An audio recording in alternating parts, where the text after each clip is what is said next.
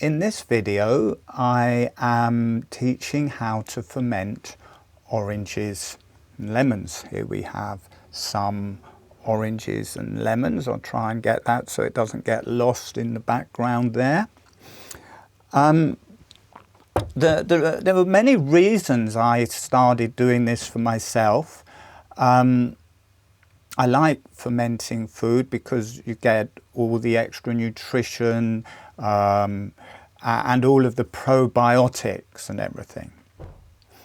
And the reasons for me of eating oranges and lemons is because I want the nutrition from the skin. There's about 6 times as much nutrition in the peel of oranges and lemons than in the actual fruit. Plus, there's all of the bioflavonoids in the skin that enable that to get into your system. You have to look at it as a whole fruit rather than the nice bit inside is the fruit and the peel is the wrapper that you throw away. It's a whole fruit with a complex whole nutritional value, and the peel is very much part of that.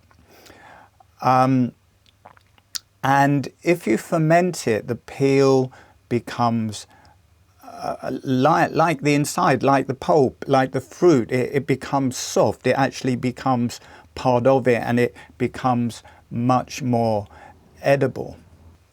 So I'm going to show you how to do this. I also started fermenting it because I don't really want much fruit.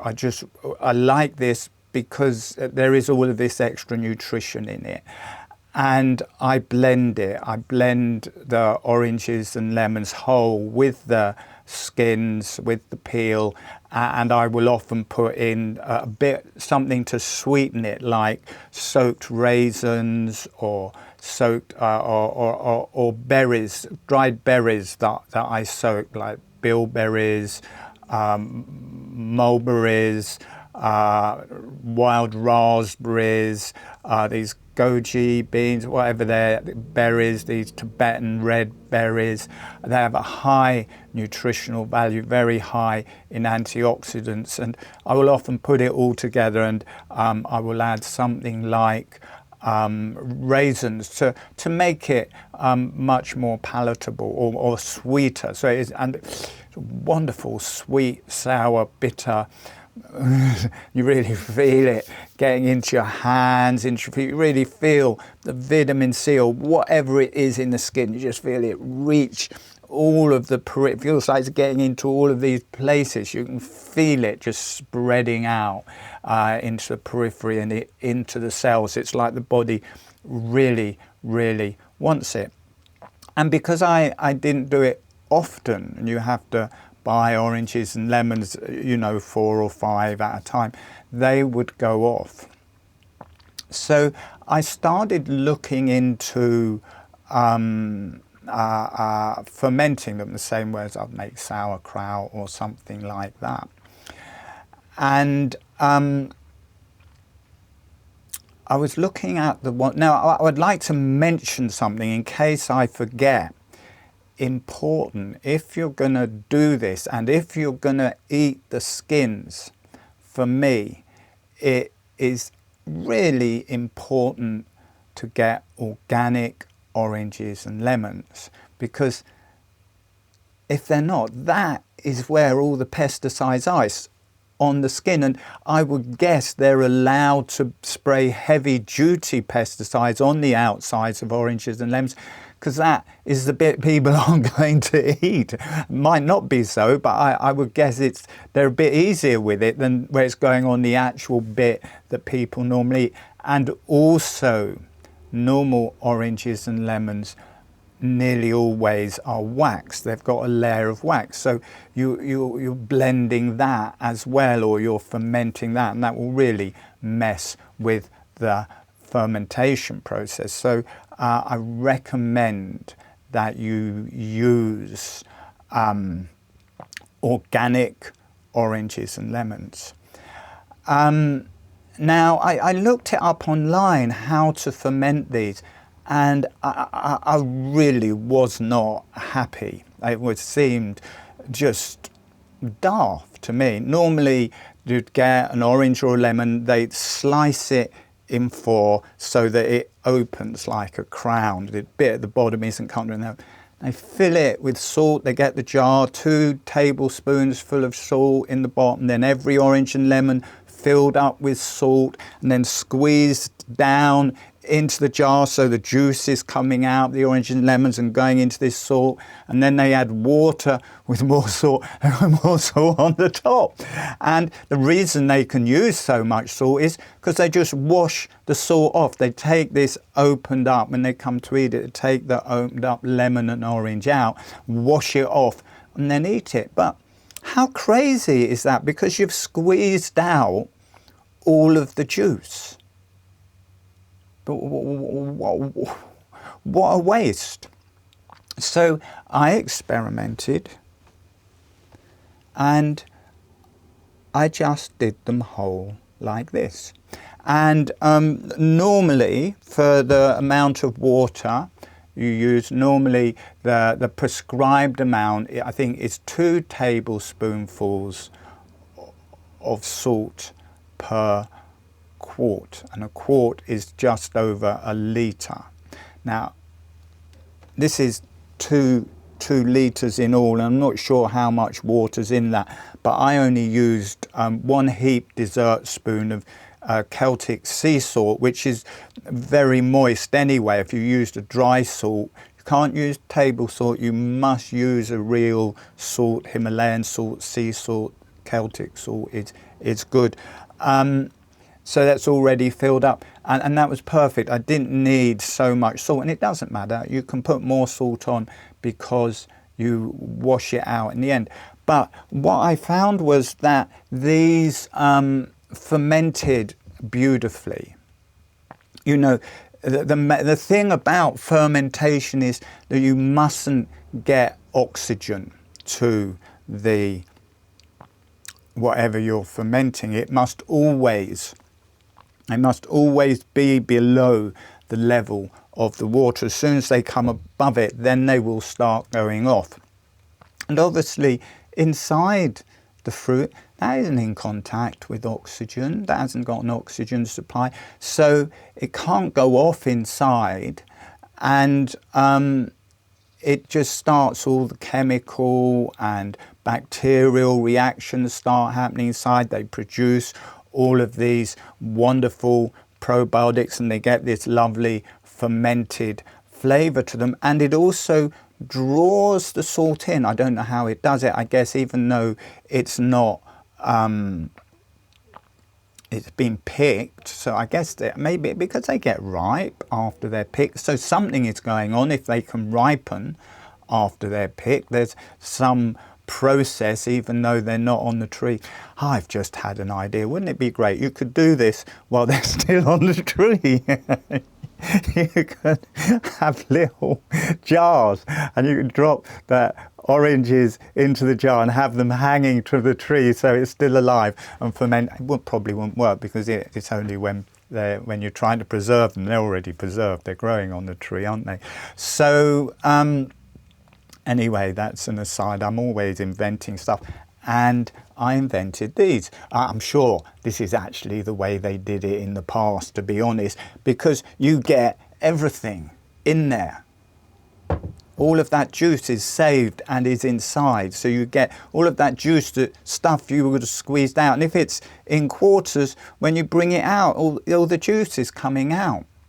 But absolutely, the salt gets drawn in to these fruits, and you can taste the salt on the inside, but it's not overly salted. It's just a nice tang, and then you've got the nice tang of the fermentation. It will use up the sugar, so if you're looking for a super sweet orange, this won't be it. But if you want the goodness of fruit, a lot of people don't want much sugar in their diet. So you can ferment an orange like this. It will use up a lot of the sugars in the fermentation process, and you get this lovely taste, and you get all of the vitamins, and you get all of these special bacterias, probiotics, and you can eat the skin as well. It just is flesh. It's like the inside, really. It's more bitter. But as I say, I blend it and drink it. So it's very different. I do, you know, I do both. I will have them like this, and I will have them fresh as well. And obviously when they're fresh, it's a much sweeter affair, as it were. It's much bitterer affair with these. So if you like bitter affairs, this is the one for you. And you need to describe how to do it. First of all, you need to sterilize the jar.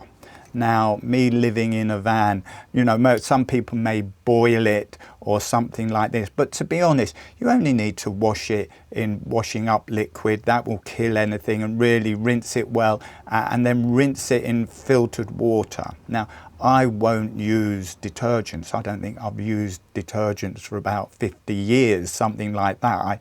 I just wash things in filtered water. And what I do is I will have really hot filtered water and just wash the whole inside. And I don't know if it works, but what I do is then just rinse it out with white vinegar. I think it's called white vinegar. Yeah. And that will kill any bacteria in there. And then I rinse that out again with not distilled water, filtered water. I've got a Berkey filter, so it takes out all of the rubbish and all of the chemicals. So first you have to make sure your vessel is properly clean, because you don't want other bacteria in there messing it. But to be honest, if you do it correctly, as this ferments, the salt and what's coming out of the oranges and lemons in the fermentation process, that will bring the pH level down to about 3.5. And no bad bacteria is going to survive under 4.2, 4.3. So the fermentation takes it down to a level where it should kill any bad bacteria, and the good bacteria will survive. And you need the salt really to enable that whole process. So you need these salt. You do need to have the fruit. You see the level of the water there, the fruit is just underneath that. I should top that up a little bit. And you have to be careful, because the fruit, these were much smaller. See how they're really squashed together here now? They weren't like that to start off with, but they absorb the water, they absorb the salt, and they grow in size, so they squish up a bit. So I don't know why that would bring the level down, but I need to top this up, so I will add a little bit more water and a little bit more salt to that. So the fruit must be below the level of water. Secondly,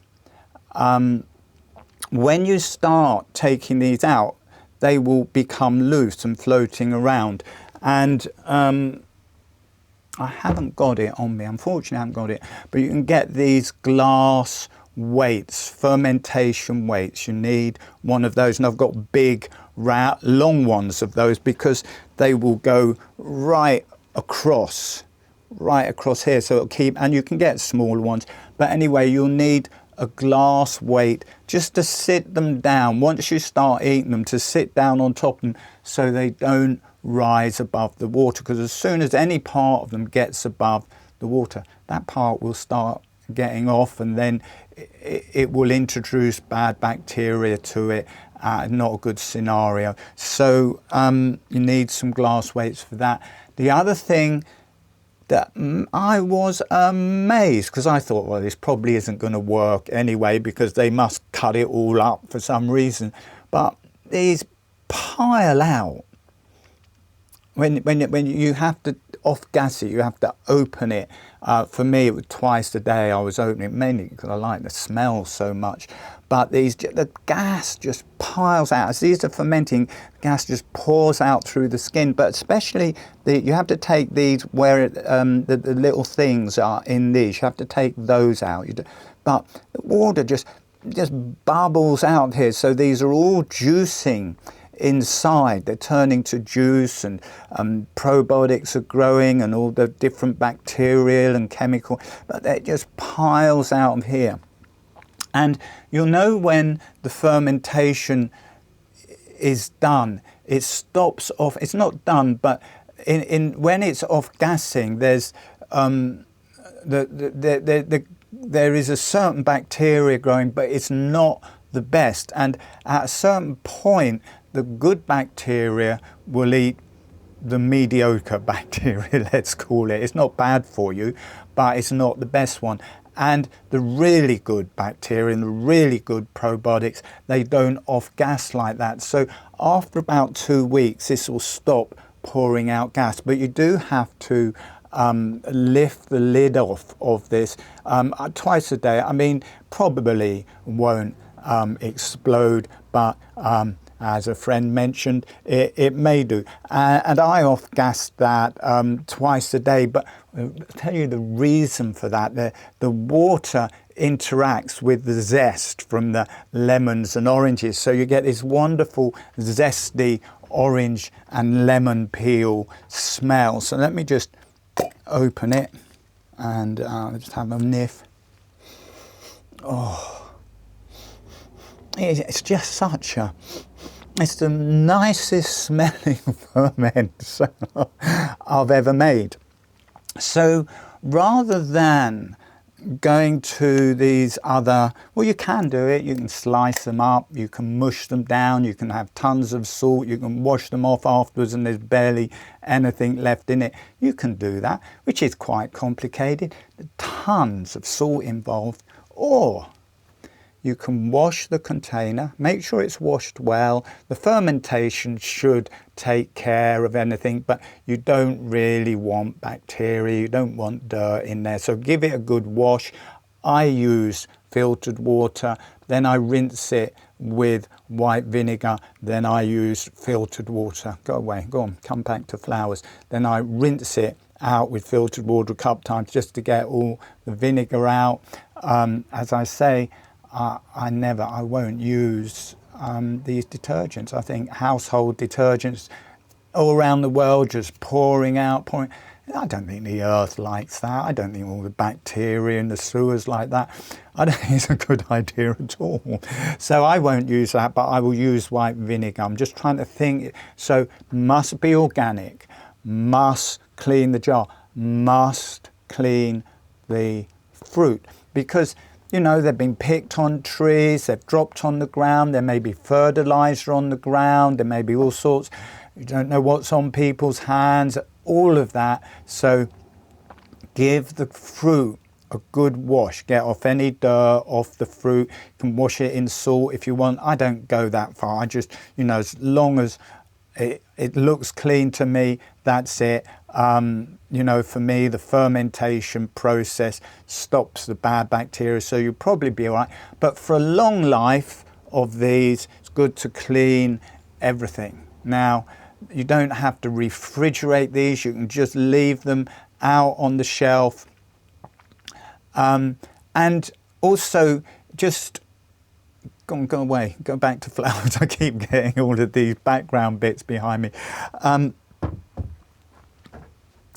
Just for even if you don't want to ferment them, and you don't want your fruit to go off, you know, then you don't even have to wash it out. You just wash it and rinse it.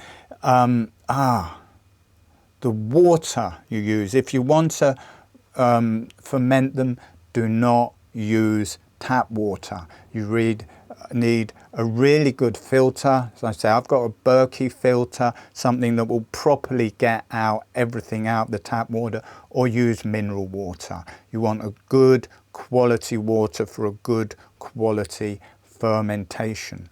But you know, if you just don't want your fruit to go off, just clean a container like this, put the fruit in, cover it with salt water. I used 1 dessert spoonful. It's for a litre of water, it's normally 2 tablespoonfuls, I think that is, or just slightly less than that. Just put it in, put the fruit in. Whenever you want one, you just take it out, wash it, and eat it. I'm just trying to remember if I've forgotten anything. These are now 3 months old. I think that's it.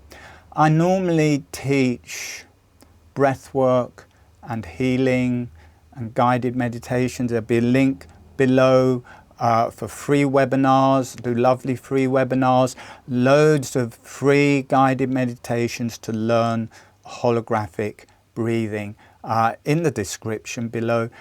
Come the end of this, there will be a link to a really good guided meditation and tutorial, probably up here, I would guess, maybe up here, but I think it's going to be up here.